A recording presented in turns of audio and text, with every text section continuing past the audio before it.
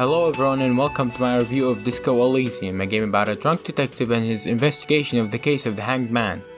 So, let's take this from the top.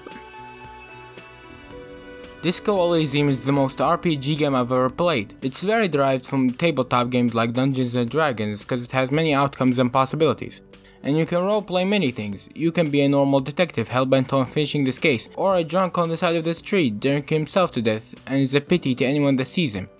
Oh, you'll be that anyway. The game's idea on role-playing isn't limited to only stats, even though that's the main point, but it also has dialogue options that you can choose to paint yourself the way you want. Pretty standard stuff. But how deep this game is what makes it so different. You play as a detective who drank himself one night until he passed away after trashing a hostel room in the Whirling in Rags, a hostel in the city of Ravashul. And so you have to get your clothes and understand what's going on, since you have amnesia now.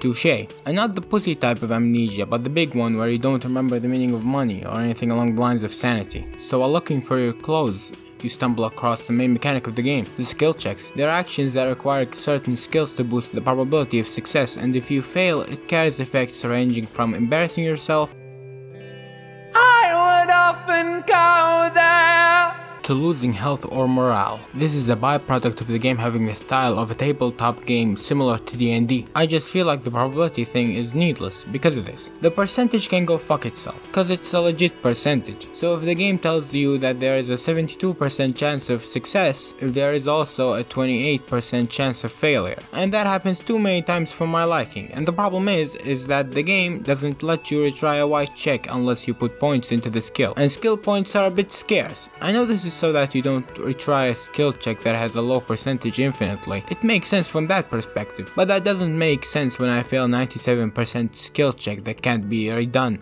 just because the game felt like fucking me over. Does that make the experience much worse?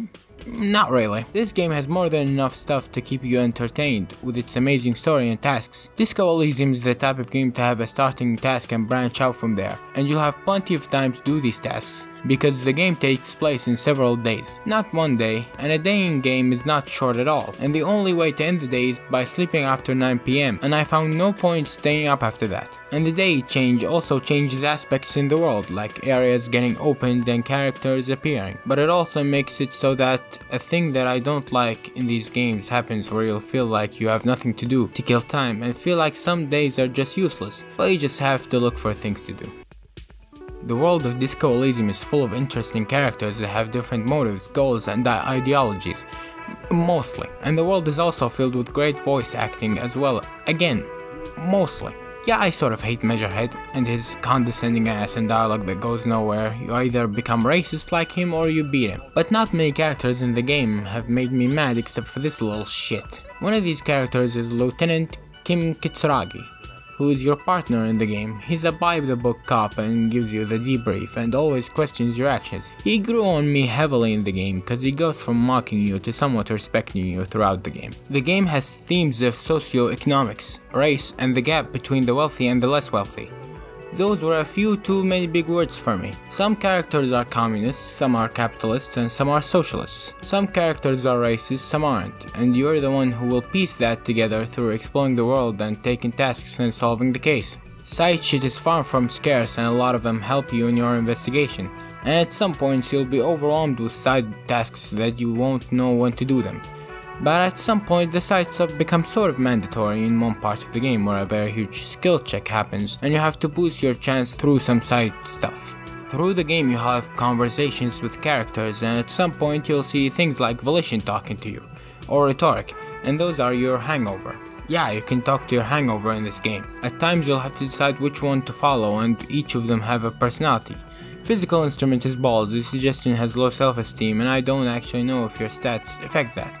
And then you have thoughts and ideas, which range between something like remembering where you live to saying hi to Mr. Joseph Stalin by becoming a communist. It's a system that on paper sounds a lot better than it actually is, because of this. It's a system that on paper sounds a lot better than it actually is, because the thing is that I didn't feel that much effect in the game, because most of them are just increases in learning capacities for attributes.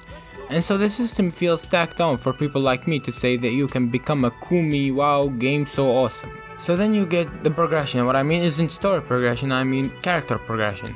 which goes like this. You do tasks or talk to people or succeed in skill checks and you get XP, which then fills the bar and then you get a point. That point can go to either thought slots or to advance a skill. And if you go with the former, then you are as dumb as me, cause I would say that only 2 thoughts were somewhat useful, but not by much, cause one of them was get +2 physical instrument while not wearing a shirt. Problem is that you can't change your clothes mid-dialogue, so you can't take off your shirt, so it's sort of useless. With all of this, what is in the game is great, and the story is amazing, but I can't talk about because it's a huge part of the game's enjoyment, and the game has some great music.